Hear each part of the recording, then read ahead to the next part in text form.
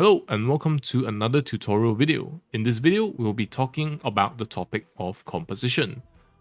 It's a bit of a more open topic compared to some of the ones that we've already tackled. So there's a lot of things here that are kind of subjective. So in this video, I will just be focusing on some of the more basic elements and some of the more commonly applicable and useful things that you can do to try and improve some of the foundational stuff about creating a useful and suitable composition for your ideas. And so without further ado, so what is composition at sort of a more fundamental level? Of course, there are so many ways to define this really broad topic, but for the purposes of this video and to give everyone a more simple base to start from, let's just break it down into these three tiers. So in tier 1, I would say that we can look at composition as a very simple tool to just present our subject and what we want to show clearly. So for example, if we just want to, say, draw a particular thing, right? Let's say I want to draw like a glass of water. So what composition is for me in that context is that I just want to make sure that, for example, the glass of water is in frame, of course, and then in the position in the canvas, right, or in the piece where it is visible and it can be seen. And the same thing kind of applies to if you want to draw a character in the context of more of like a concept expression, right? You don't really want to make things too complex, so we can essentially call it basically the concept of just using composition as a simple tool to present your subject. On to the next tier, however, things get a bit more complex, right? Because aside from just wanting to express one idea very straightforwardly, we also want to sort of enhance the viewer's enjoyment of the piece, or rather enhance the visual impact of the piece on people who are looking at it. So in this situation, composition is of course a bit more complicated, right? Because we're not just showing something clearly and then calling it a day. We have to try and manipulate the elements and the placement and various things, right, that we'll be talking about after this, right? We'll be trying to manipulate all these various elements to try and essentially achieve a desired result. So that's definitely a bit more complicated. And then moving on to the tier 3, I guess, it is sort of a way to look at every piece that you create to look at every piece that we create or conceptualize, right? We look at it with the idea of composition at its most fundamental level. This would be more applicable, for example, if you're drawing more complete cinematic scenes. Let's say you want to draw like a storyboard for like an animation or a movie or a small project of your own, right? You have to go and look at composition more as a basic building block, right? Rather than something that you think of later on, right? This is as compared to the previous two, where composition is more of like an assisting tool. While we are trying to design like scenes to link up with each other and to convey very specific things, or to, say, for example, center the enjoyment of a piece around how impactful its arrangement of its various elements is, right? In that situation, I would say at the highest tier, composition could be something that you have to start off thinking about very early on. And so what are we exactly thinking about when we are talking about composition? So let's take a look at the next slide. Moving on to the parts of composition. Of course, this is a non-exhaustive list. I myself am learning still a lot of new things about composition as I draw, and I'm sure in your own work, as you guys explore, you'll find out lots of things about composition that are personal to you and are a very helpful way to think about it yourself as well.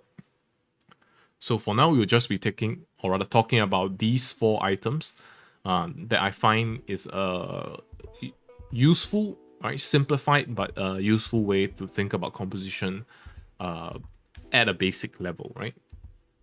So point number 1, right? Let's talk about contrast management.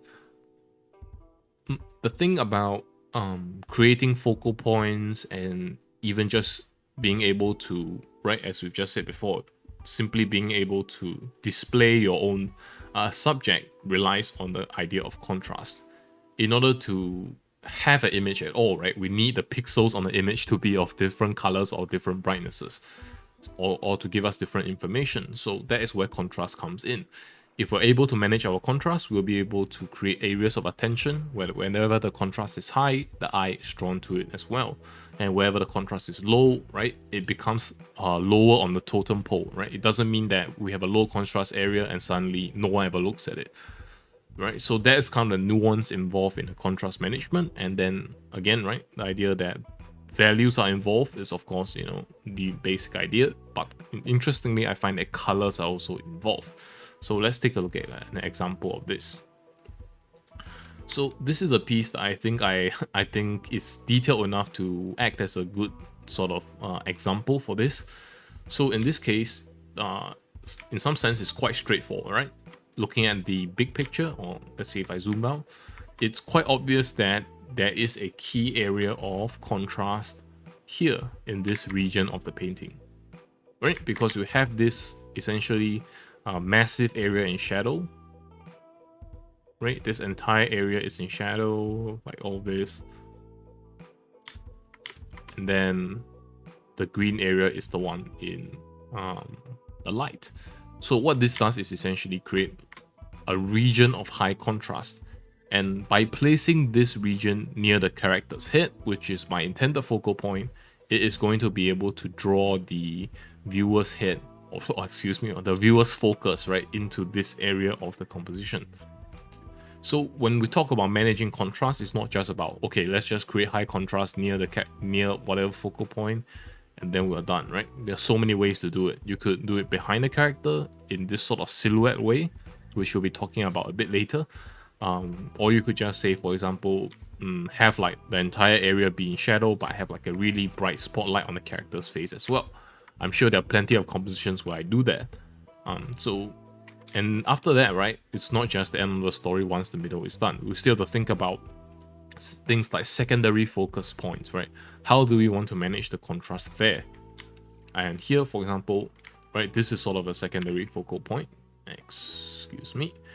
So this area here is sort of a secondary focal point, right? Where this character gets knocked out on the table and it's like lying on the floor and all this stuff. And so in this area, the contrast is obviously lower than in our primary focal point. But the idea is that we still have to introduce a lower amount, but not the lowest, right, for this area here. Which is why, for example, we have like this highlight, this soft highlight of the character's shirt, which is white and sort of reflects light more, right? So it tends to be brighter. And then he's surrounded with stuff like his black pants, like the darker table, and sort of just by falling off the table, right, this surface area receives less light. And this is how sort of the hierarchy of contrast is maintained from high to low.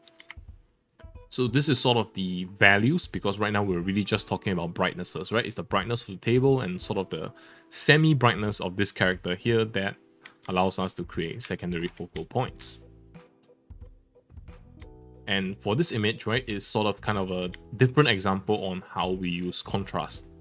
For example, we have lots of contrast in the corner here, we have lots of contrast in the corner here, and it's really just sort of scattered over the image. But the thing about contrast is that there's also a sharpness involved to it, right? Because we could have, say, pure black versus pure white. But if the gradient is smooth, the contrast there is weaker than if, say, for example, we have pure white going into pure black without any transition at all, which is what we have here, right, in the character's shoulders, her hand, and basically areas of her body, right? We're keeping that those lines or those contrast zones really sharp, and what that does is to elevate its priority, right?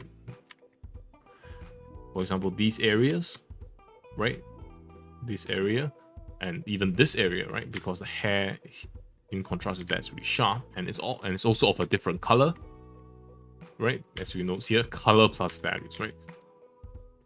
So that elevates it to number one priority, because these are the sharpest and highest contrast elements in the piece. And this is where, right, my usual trick of having depth of field and Gaussian blur comes in really, really well. Because as you can see, despite having contrast as well, right? For example, these grates or shutters, right, in the background, they are blurred thanks to depth of field.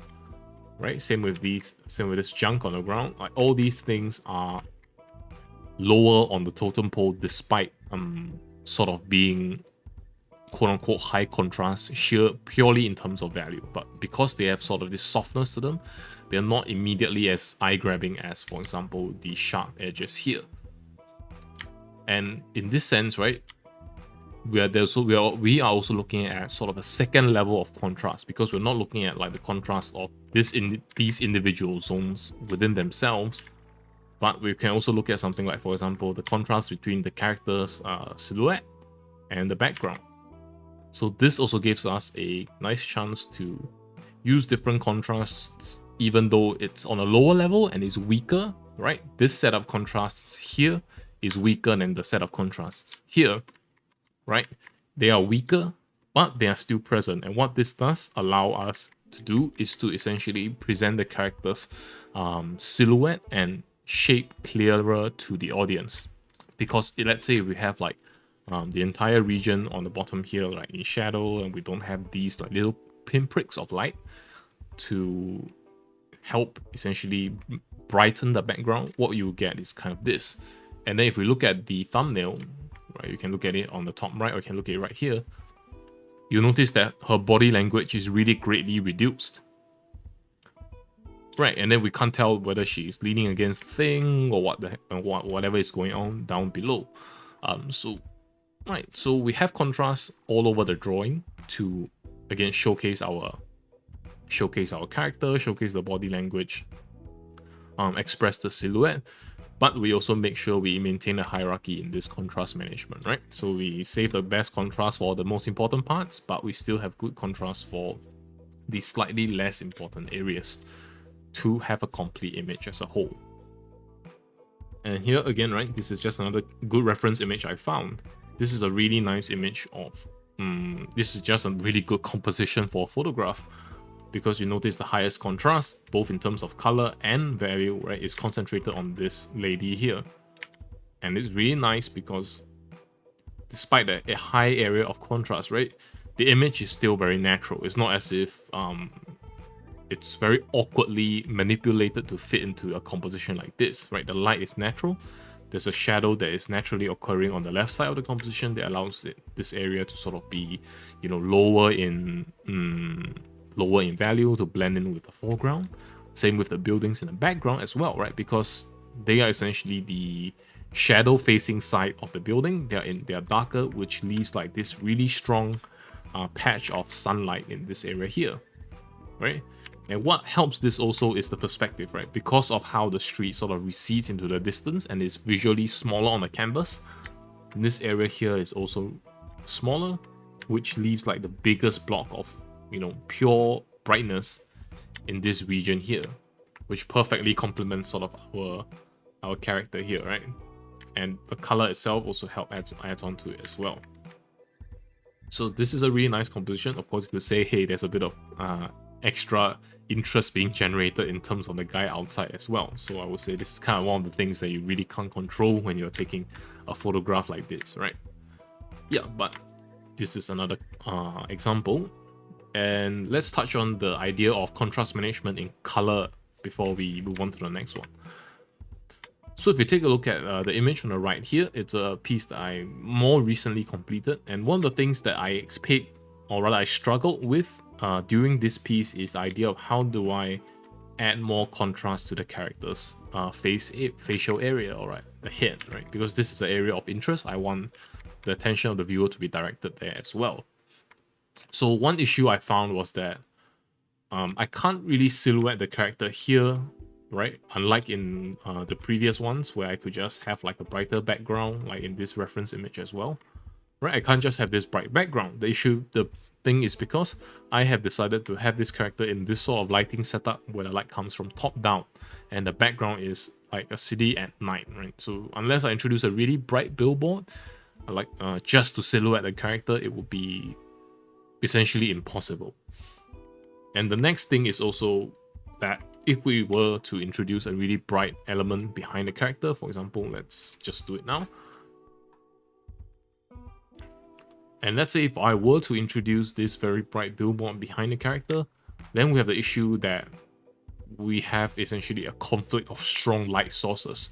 Because I have a strong light source right in this elevator or this lift pointing right down, but then if we have another strong one that is in the distance and is so impactful on the composition, it's difficult to justify or to separate their influence, right? And then it just becomes a bit messy and the composition is not great, right? For the simple reason that, well, it's really hard to tell what's going on.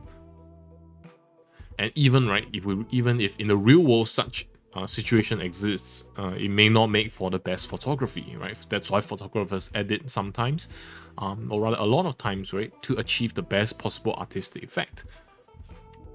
And so in this case, right, now that I'm about to get to my point, is that because we can't really use values to really pop out this area here, we have to use colors. And what is interesting is that the red color here is not really bright, right? It doesn't give the impression that it is luminescent, it doesn't give off light, it isn't extremely bright. But the fact that it is a deep bright red next to this dull dark green of the character's hair, her shirt, and the background glass, it is a really effective tool for us to draw attention to this very specific region. And what also helps is this little green jade bangle here. It's a bit small, but right, on closer look, it helps to sort of supplement even more attention and interest to this area. Right, and now you may ask, wait a second, right? There's also like red on the ground as well. So what if my attention gets drawn here? And so there are a few ways to look at this particular situation.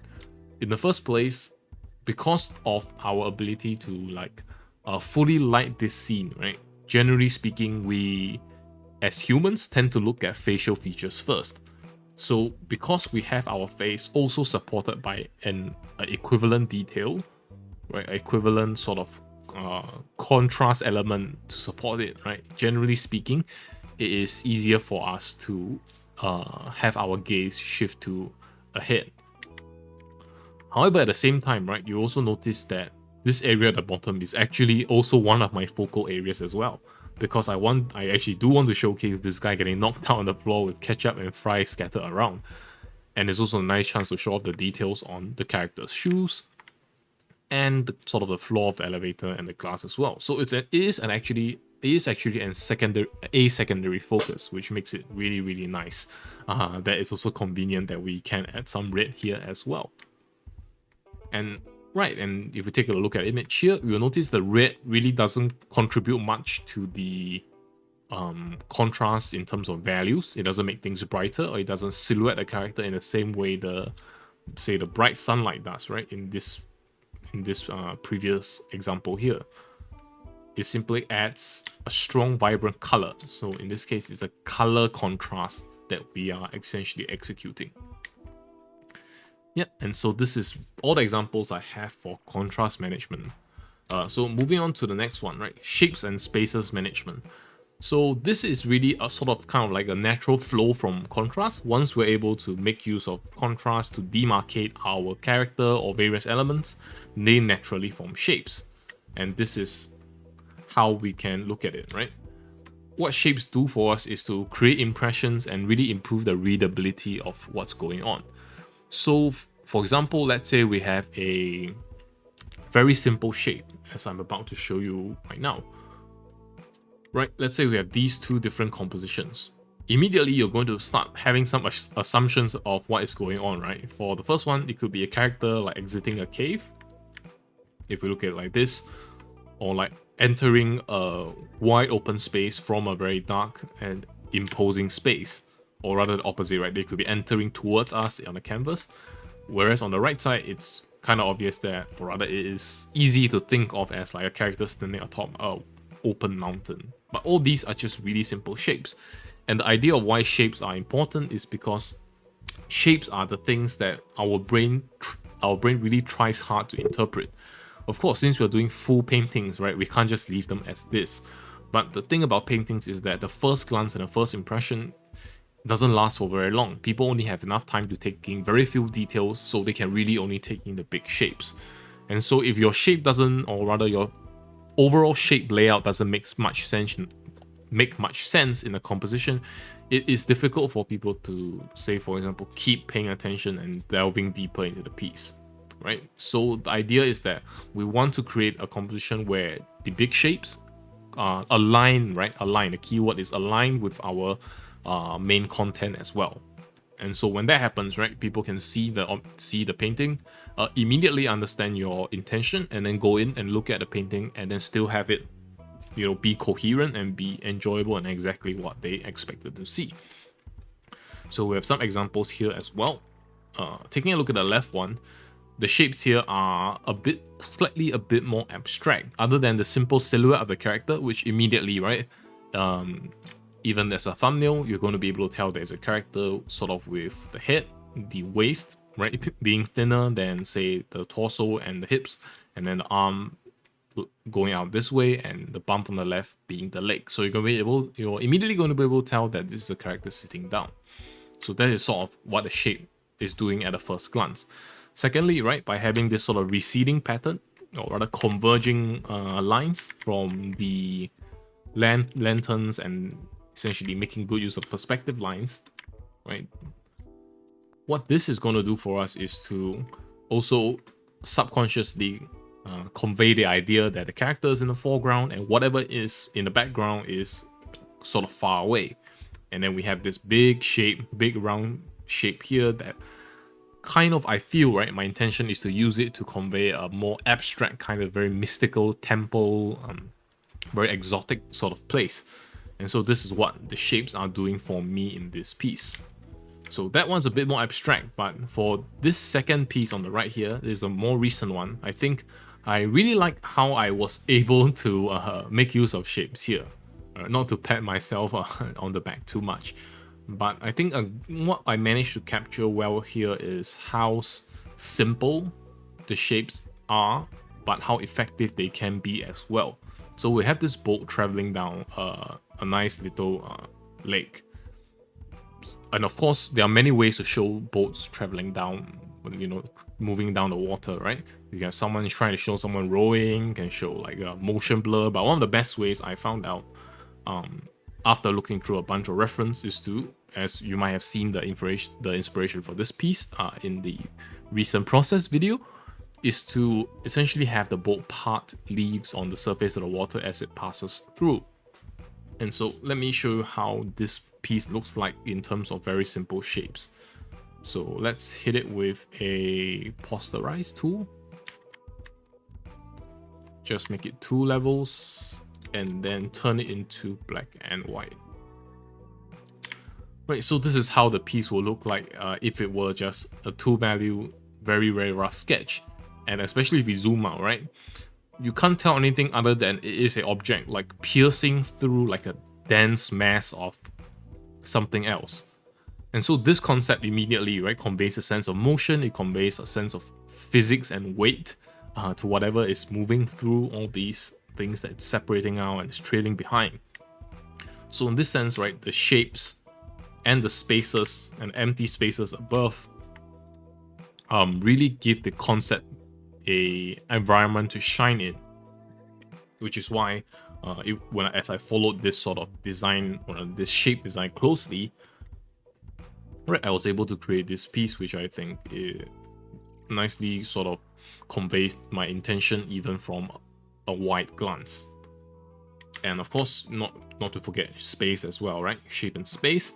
We have to leave space for the viewer's eyes to rest. We have to leave space for the rest of the composition to shine through. Because, for example, I can't just go here and then start, you know, adding all sorts of extra details like floating debris. Or, let's say we have floating debris in the water. It's like after a battle scene or something like that. It's nice, but in this particular context, it kind of ruins the composition, as you can see from like the thumbnail on the top right. Immediately, the kind of the illusion is broken, right?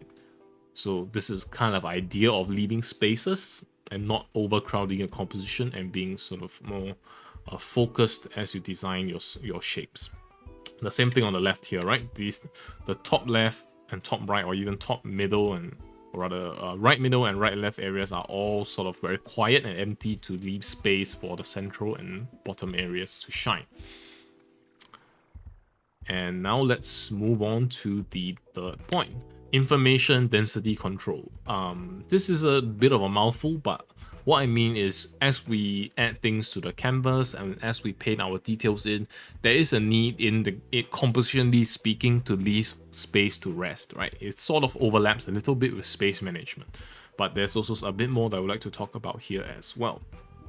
And so the key idea here is that we do not want to pack all the information as tightly as we can, nor do we want to be too careless with it and leave areas that are too, quiet or uninteresting. So it's about striking a balance. That's why it's not called information density reduction, but control.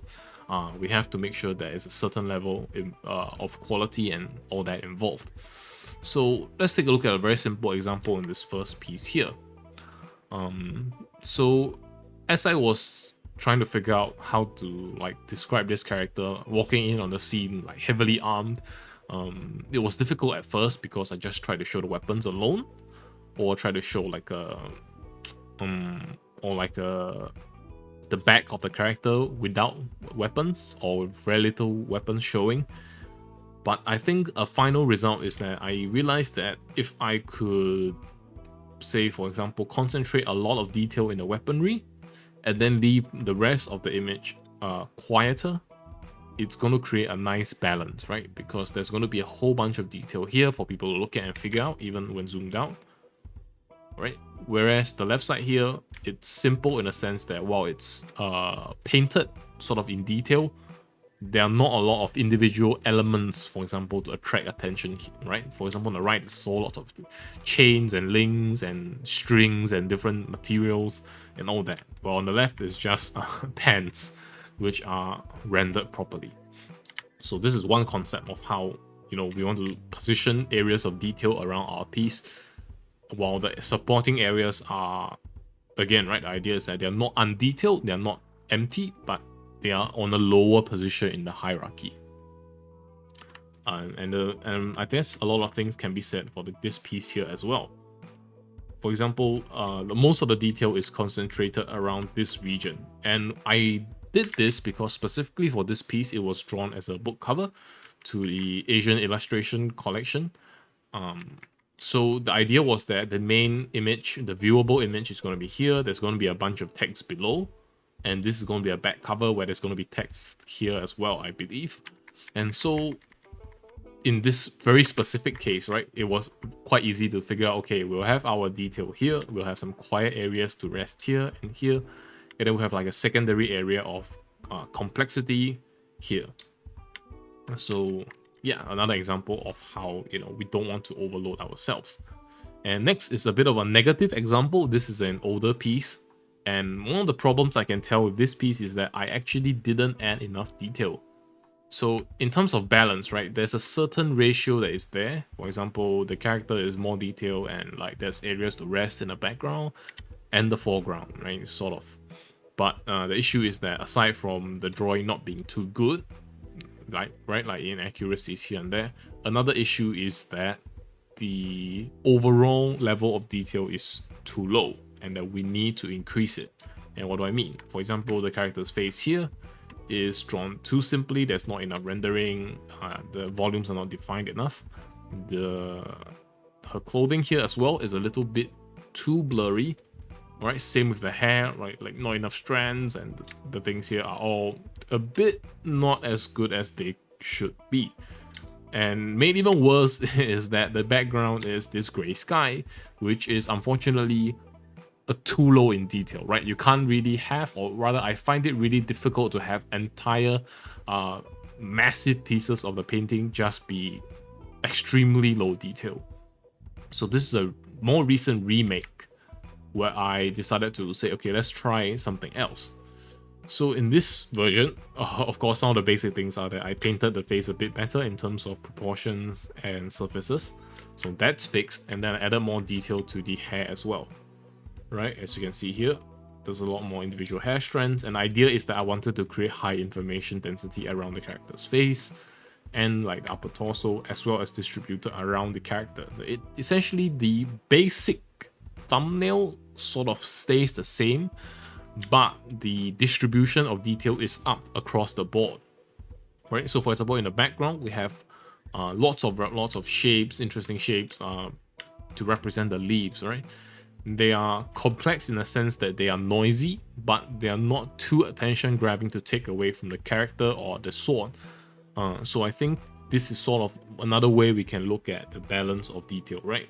A lot of detail is present, but it is present more as a noise adding role, right? It's meant to add noise, but in terms of thought-provokingness itself, it's quite low because it's just a bunch of pink leaves in the background. It doesn't take too much attention away, but it serves as a good way to up the overall level of detail such that it's not too ridiculously low as with before. Right? So we maintain the hierarchy, but we up the quality to a point where it's more enjoyable. Right? And here's another negative example from my own works on the left, because the thing about buildings in the background is that it's nice to capture the general shapes and all that, but in the context of a drawing where they are a big feature and they take up a big amount of real estate on the screen, you have to really detail them and try to work something interesting with them, which is sort of our next topic, right? So by not being able to do that and essentially having the piece being a little bit too dry, I ran into the issue that the piece is not too enjoyable to look at, because sort of the areas we expect, the detail and the richness to come from, it's not there. So that could be a problem, right? Same thing with the foreground. The leaves here are a bit too roughly drawn for how sort of prominent they are in the composition. Same with the sort of like the stone slab here. To make it better, I think I have to sort of explain why it exists, like make it a complex piece of machinery or something like that. Right? Well, on the right here, I think I did a better example of distributing information density using, of course, foliage brushes. It's quite easy to add sort of density to like forested area. So you can see it in terms of the background and the plane itself, we managed to add a good amount of information density to make it, enjoyable and sort of fulfill the expectations of whoever is going to looking at it, or is going to go looking at it, right? Like, let's say you're looking at this piece, you look in the background and say, oh, that's kind of believable. There's quite dense leaves and all that. It fits with the mood. It fits with the sort of semi-realistic way I'm presenting this scene. Right? While the midground is quiet, right? The character isn't ultra detailed. The chairs aren't ultra detailed. They're pretty low contrast, so it keeps things a bit quiet.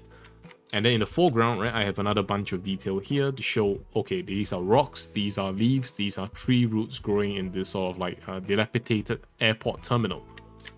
So, right, this is another example of how you kind of want to space out your information density so that we will both give viewers an area to rest and an area to enjoy the detail. And of course, at the same time, right, the character still holds a strong position in the composition because of her silhouette and the cat as well. Right, so there's a lot of it's about managing a few different things, as we've said before, right? All these things are kind of interlinked. And yeah. So now moving on to our final point. I don't want to keep the video too long.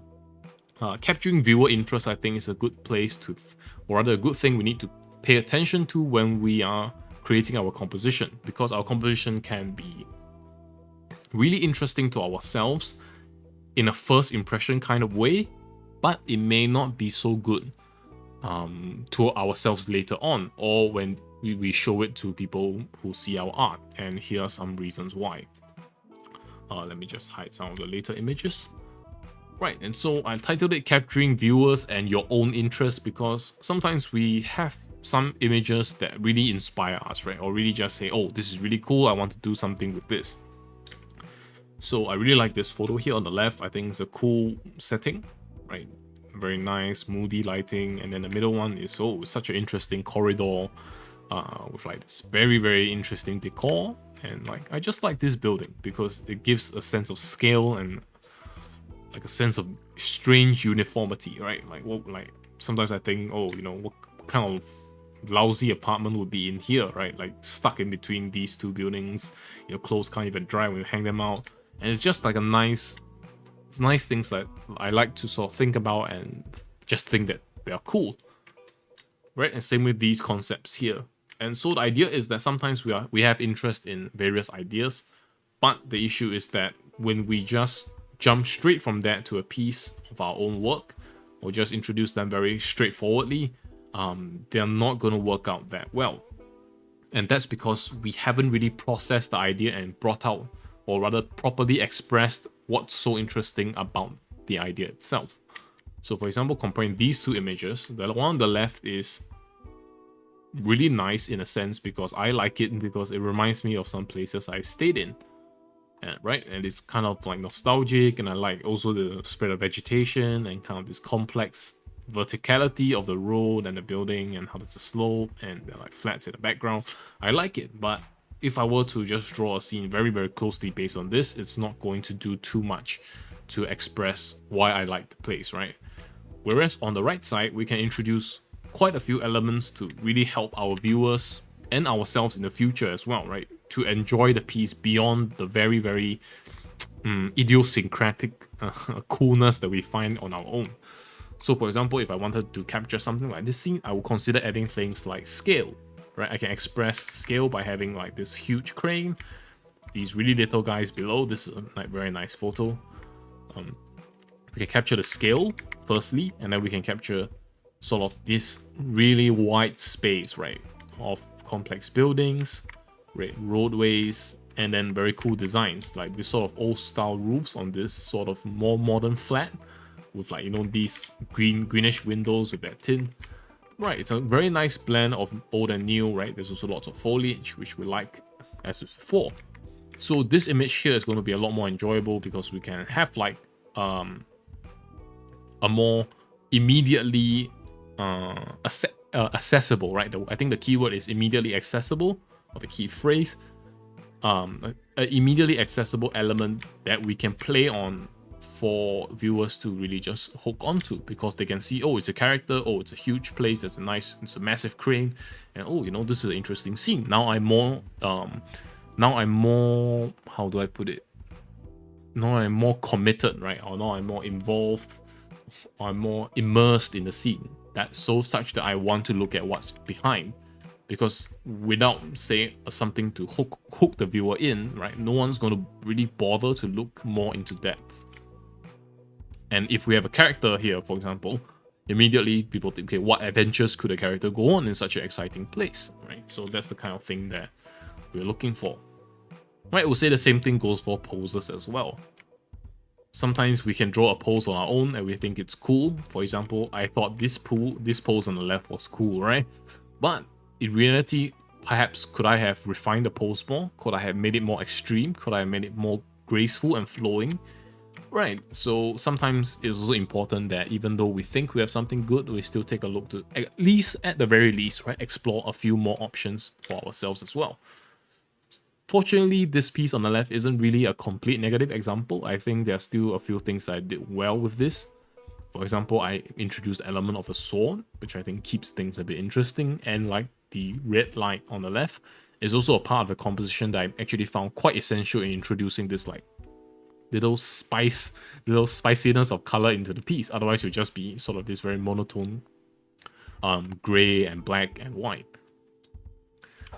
Right, so this is sort of kind of the considerations that I made, and if you have watched the process for this video, you'll also notice that I started off with very simple hair shapes initially as well. So during the process, right, as you can see, I really just try my best to think and add things that will capture interest, like more engaging shapes, engaging elements or subjects, and lighting as well. Right, and the same goes for these two pieces, where my idea on a basic level is to just capture a snake and a character, and then it's vague, right? The coolness in your head is more vague than you would like to think.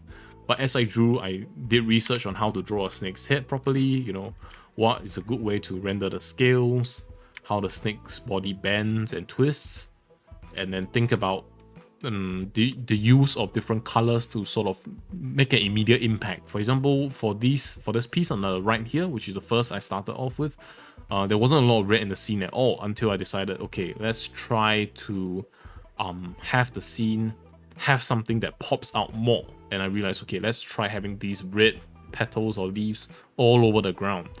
And I think that really sets a nice surreal tone to it that I did not initially start off with.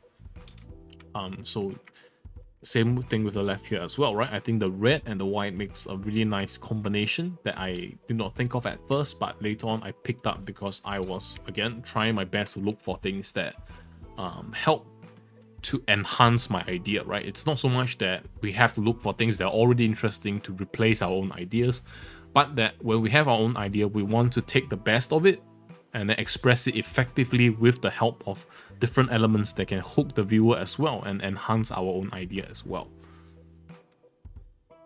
Right, and the same, and for example, let's take a look at these two images, which I think, which I did enjoy drawing, but I think could be improved. And how could this be improved, for example? I would say, what if we added some police tape to this part of the drawing? Right, it's going to add a different story to the piece, and some police cones, right? Add some police cones and some police tapes, and some police tape. And what this is going to do is to essentially add a different story to us, right? Or even better, right? We could add them in the foreground as well, right? We could have like police tape in the foreground as well. And what that is going to do for us is really just enhance the storytelling. Suddenly, it's not just a character walking in a corridor that is sort of interesting. It is a character walking in like, oh, is this some kind of crime scene? Why are they being still so casual? So these are kind of elements that can immediately hook, right, a viewer who doesn't know anything about the piece, right? And the bottom piece, for example, here, one way to improve this would, for example, rather than just have this like empty operating table, which I think I still did not too badly, right, to help make this piece dense and sort of interesting. But what could be better, for example, is if I had like dirty rags here or dirty bandages here, right? Dirty bandages all over the place, and then we have like them leading out the door, right? If we have this kind of setup here, this is way more interesting because it's immediately going to draw attention. Okay, why are there bandages on the operating chair? And then it adds a human element to it that we can empathize with as the audience, or even as myself right now when I'm thinking about it. These are really nice ideas that I think I perhaps should have added. And so yeah, this is sort of the conclusion for this part of for this particular part, right? Part 4, adding elements and thinking about ways to add these elements. And so yeah, this is probably it for this tutorial. I think it is, as always, a non-exhaustive list, but I think hopefully it will be a good and nice helpful breakdown that can get you guys started in thinking about composition and finding your own methods and, you know, thinking patterns of how to solve these problems. And as always, thank you for watching, and I hope to see you next month.